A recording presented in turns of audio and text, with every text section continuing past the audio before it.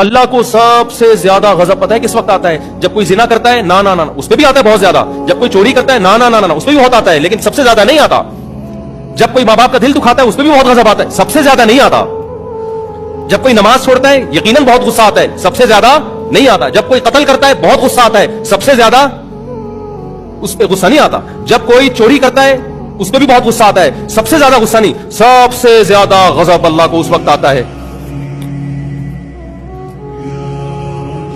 کہ جس نے آپ کو بنایا، جو آپ کا خالق ہے، جو خدا ہے، آپ اس کو چھوڑ کر کسی اور کے سامنے سر جھکاتے ہو. اس وقت بہت غصہ آتا ہے اس کو. دنیا میں زنا بھی ہوتا ہے، شرابیں بھی پی جاتی ہیں. اللہ نے ان جرموں پہ سزا رکھی ہے آخرت میں، لیکن اس سزا پانے کے بعد آپ جہنم سے نکل جاؤ گے.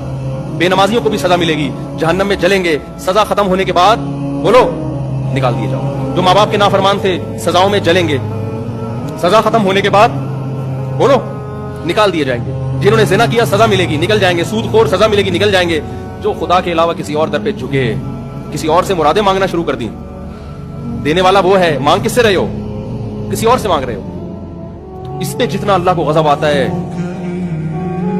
اتنا کسی اور عمل پہ اللہ کو غضب بولو نہیں آتا. کتنی بڑی نعمت ہے توحید.